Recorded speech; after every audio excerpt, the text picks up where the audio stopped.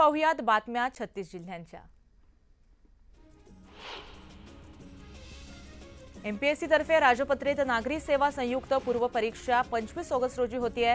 कृषी सेवेतील 258 पदांचा समावेश याच परीक्षेत करण्याची स्पर्धा परीक्षार्थ्यांची मागणी आहे। याबाबत आज एमपीएससीची बैठक होणार असून कृषी सेवेच्या 258 पदांबाबत काय निर्णय होणार याकडे लक्ष लागलंय।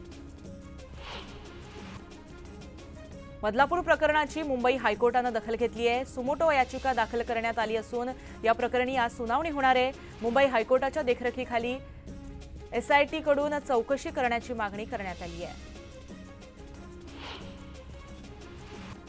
बलात्कार प्रकरणावरून उच्च न्यायालयानं पोलिसांना फटकारलंय। लोकांनी आवाज उठवल्यानंतरच महाराष्ट्र पोलीस महिला आणि मुलांवरील गुन्ह्यांच्या चौकशी करणार का? जोपर्यंत लोक विरोध करत नाहीत तोपर्यंत तुमचा विभाग तपास करणार नाही का? असे संतप्त सवाल पोलिसांना विचारण्यात आले आहेत। बदलापूरमधील अत्याचाराच्या घटनेनंतर पोलिसांनी आपल्या पोलीस ठाण्या हद्दीतील सर्व शाळांच्या शिक्षकांना पोलीस ठाण्यामध्ये बोलवून त्यांच्याशी संवाद साधला। प्रत्येक शाळेनं अधिकाधिक सीसीटीव्ही विद्यार्थ्यांच्या चलत मार्गावर बसवावेत अशा सूचना पोलिसांकडून करण्यात आल्या आहेत। सरकारी खासगी अशा सर्व शाळांमध्ये लैंगिकतेसंबंधी जागृती करणारा गुड टच बॅड टच उपक्रम राबवणं अनिवार्य केलं जाईल अशी माहिती महिला आणि बालकल्याण मंत्री अदिती तटकरे यांनी दिली। उपक्रम सर्व शाळांमध्ये राबवण्यासंबंधीचा आदेश हा शालेय शिक्षण विभागाशी चर्चा करून काढण्यात येईल असं तटकरे म्हणाल्या। बदलापूर लैंगिक अत्याचार प्रकरणात आणखीन एक खुलासा समोर आलाय। शाळेच्या संचालक बोर्डावर सर्वपक्षीय नेते असल्याची बाब समोर आली आहे। दरम्यान राजकीय पक्षांचे वरिष्ठ नेते कमिटीच्या वरिष्ठ पदावर असल्याचं उघड झालंय। बदलापूर अत्याचार प्रकरणातील आरोपी अक्षय शिंदेच्या घरात घुसून काही अज्ञातांनी तोडफोड केली। हल्लेखोरांनी घरातील साहित्याची तोडफोड केली। सिलिंगवरील फॅनचे पाते सुद्धा वळवले तर घरातील खेळणी तोडली। आरोपी अक्षयची 3 लग्न झाली होती, मात्र त्याची एकही पत्नी त्याच्यासोबत राहत नव्हती अशी माहिती समोर आली आहे। म्हाडाच्या मुंबई मंडळाच्या सप्टेंबर 2024 मध्ये काढण्यात येणाऱ्या सोडतीसाठी अखेर प्रतीक्षा यादीत वाढ करण्यात आली आहे। प्रतीक्षा यादी 50% वाढवण्यात आली आहे। त्यामुळे यंदा 10 घरांमागे प्रतीक्षा यादीत 5 विजेते जाहीर करण्यात येणार आहेत। नवी मुंबईत घर घेण्याचं स्वप्न पाहणाऱ्यांसाठी महत्त्वाची माहिती समोर येतेय। सिडकोकडून 903 घरांची लॉटरी काढण्यात येणार आहे। लवकरच याची घोषणा होणार असून त्यामुळे अनेकांना नवी मुंबईमध्ये हक्काचं घर मिळणार आहे। म्हाडाच्या मुंबई मंडळाच्या 2030 घरांच्या सोडतीतील घरांच्या किमती भरमसाठ आहेत। दुरुस्ती मंडळाकडून मिळालेल्या महागड्या घरांना प्रतिसाद मिळत नसल्याचं निदर्शनास आलंय। त्यामुळे या महागड्या घरांच्या विक्रीचा पेच आता म्हाडासमोर उभा राहिला आहे। महारेरानं बिल्डरांना आणखीन एक दणका दिलाय। प्रकल्पावर आधारित गुणवत्ता हमी प्रमाणपत्र बिल्डरला प्रत्येक आर्थिक वर्षाच्या शेवटी सादर करणं आणि हे वेबसाईटवरती देखील जाहीर करणं बंधनकारक करण्यात आलंय। खारघर ते सीबीडी 30 मीटर रुंदीच्या कोस्टल रोड उभारणीला भारत सरकारच्या पर्यावरण, वन आणि हवामान बदल मंत्रालयानं परवानगी दिली आहे। त्यामुळे आता 8 वर्षांपासून रखडलेल्या खारघर ते सीबीडी खाडीकिनारी कोस्टल रोडचा प्रश्न मार्गी लागणार आहे। वांद्रे कुर्ला संकुल येथील वाहतूक कोंडीचा प्रश्न सोडवण्यासाठी मुंबई महानगर प्रदेश विकास प्राधिकरणानं पॉट टॅक्सचा पर्याय स्वीकारलाय। या प्रकल्पाची उभारणी, देखभाल आणि संचलन यासाठी MMRDAनं मागवलेल्या निविदा दक्षिणेतील 2 कंपन्यांनी या निविदेला प्रतिसाद दिलाय। नॅशनल हायस्पीड रेल कॉर्पोरेशन लिमिटेडनं देशातील पहिल्या मुंबई अहमदाबाद बुलेट ट्रेन प्रकल्पाचं काम हाती घेतलं। बुलेट ट्रेन प्रकल्पामध्ये एकूण 24 नदी पूल उभारण्यात येत आहेत। त्यापैकी गुजरातमधील वात्रक नदीवरील 10वा पूल यशस्वीरित्या पूर्ण करण्यात आला आहे। मोदी सरकारनं देशात वंदे भारत ट्रेन चालवण्याच्या योजनेत मोठा बदल केलाय। नवीन योजनेनुसार आता देशामध्ये 120 ऐवजी फक्त 80 वंदे भारत ट्रेन सुरू करण्यात येतील। प्रत्येक ट्रेनमध्ये आता 16 ऐवजी 24 डबे असणार आहेत।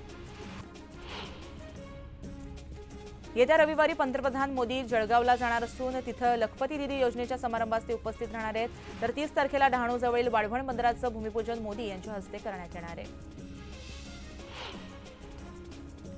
पुणे मेट्रोचे येरवडा स्थानक बुधवारपासून सुरू आहे। यामुळे मेट्रोच्या प्रवासी संख्येत आणखी वाढ होणार असून महामेट्रोनं मेट्रो गाड्यांच्या फेऱ्या वाढवल्यात। त्यामुळे प्रवाशांना आता दर 7 मिनिटाला गाडी उपलब्ध होणार आहे। पुणे मेट्रोच्या स्वारगेट ते पिंपरी चिंचवड महापालिका भवन या मार्गिकेचा विस्तार निगडीतील भक्ती शक्ती चौकापर्यंत केला जाणार आहे।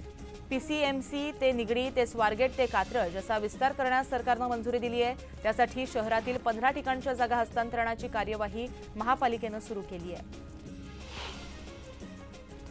रक्षाबंधन आणि त्याला जोडून आलेल्या सुट्ट्यांमुळे 4 दिवसांमध्ये प्रवाशांनी तुडुंब भरलेल्या एसटीमधून महामंडळाला 121 कोटी रुपयांचं उत्पन्न मिळालं आहे। विशेष म्हणजे 20 ऑगस्ट या एका दिवशी तब्बल 35 कोटी रुपयांचं उत्पन्न महामंडळाला प्रवासी वाहतुकीतून मिळालं आहे। मुंबई महानगरपालिकेकडून मुंबईला होणारा पाणीपुरवठा हा शुद्ध आणि स्वच्छ असल्याचा दावा महापालिका करते। मात्र तरीही मुंबईमध्ये अनेक ठिकाणी पाणी गळती, दूषित पाणीपुरवठा, कमी दाबानं पाणीपुरवठा आदींबाबत तक्रारी येत आहेत। याकरिता विविध उपाययोजनांसाठी 248 कोटी 63 लाख रुपयांचा खर्च करण्यात येणार आहे। देशात गेल्या वर्षी 10वी आणि 12वीच्या परीक्षेत 65 लाखाहून अधिक विद्यार्थी नापास आहेत। केंद्रीय शिक्षण मंडळापेक्षा राज्य शिक्षण मंडळाच्या परीक्षांमध्ये नापास होणाऱ्यांचं प्रमाण अधिक आहे, असं केंद्रीय शिक्षण खात्याच्या अधिकाऱ्यांनी सांगितलंय। जर्मनीतील बाडेन व्युर्टेंबर्ग या राज्यास महाराष्ट्रातील विविध क्षेत्रातील कुशल मनुष्यबळ पुरवण्याबाबत सामंजस्य करार करण्यात आलाय। त्यामुळे तांत्रिक शिक्षण घेतलेल्या महाराष्ट्रातील 10,000 युवकांना जर्मनीत रोजगार मिळणार आहे।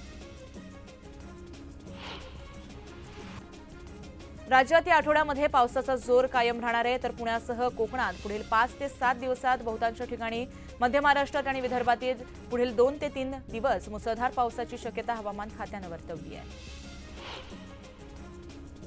राज ठाकरेंच्या विदर्भ दौऱ्याचा आज दुसरा दिवस आहे। राज ठाकरे आज गडचिरोली, चंद्रपूर, वणीतील मतदारसंघाचा आढावा घेत पदाधिकाऱ्यांशी संवाद साधणार आहेत। मुख्यमंत्री एकनाथ शिंदे, उपमुख्यमंत्री देवेंद्र फडणवीस आणि अजित पवार आज कोल्हापूर दौऱ्यावर आहेत। कोल्हापूरमध्ये लाडकी बहीण योजनेच्या कार्यक्रमाचं आयोजन करण्यात आलंय। शरद पवारांना केंद्रानं झेड+ दर्जाची सुरक्षा पुरवली आहे। महाराष्ट्रातील विधानसभा निवडणुकीच्या अनुषंगानं केंद्र सरकारनं हा मोठा निर्णय घेतलाय। भाजप नेते समरजित घाटगे कमळ सोडून तुतारी फुंकणार असल्याची चर्चा राजकीय वर्तुळात रंगू लागली आहे। महायुतीत कागल हा मतदारसंघ अजित पवार यांच्या राष्ट्रवादीला जाणार असल्यानं तिथं हसन मुश्रीफ हेच उमेदवार असणार हे जवळपास निश्चित आहे। यामुळे भाजप नेते समरजित घाटगे यांची कोंडी झाली असून त्यांनी पक्ष सोडण्याचा निर्णय घेण्याची शक्यता असून समरजित घाटगेंच्या मनधरणीचे भाजपकडून प्रयत्न सुरू आहेत। परळीमध्ये कृषी महोत्सवाचं आयोजन करण्यात आलंय। केंद्रीय कृषी मंत्री शिवराज सिंह चौहान, मुख्यमंत्री शिंदे आणि उपमुख्यमंत्री फडणवीस आणि अजित पवार यांच्यासह महत्त्वाचे नेते उपस्थित होते। भर दुपारी उन्हात काढलेल्या रॅलीमध्ये चटके बसल्याचं सांगत अजित पवारांनी धनंजय मुंडेंना टोला लगावला। आदरातिथ्य करा पण चटके नको रे नको, असं अजित पवार म्हणाले। परळी येथील कृषी महोत्सवामध्ये धनंजय मुंडे यांचा अनोखा अंदाज पाहायला मिळाला। दिग्गज नेत्यांच्या गाडीचं स्टेअरिंग धनंजय मुंडे यांच्या हाती होतं। मुख्यमंत्री एकनाथ शिंदे, केंद्रीय कृषी मंत्री शिवराज सिंह चौहान, उपमुख्यमंत्री देवेंद्र फडणवीस आणि भाजप नेत्या पंकजा मुंडे यांच्या गाडीचं धनंजय मुंडे यांनी सारथ्य केलं।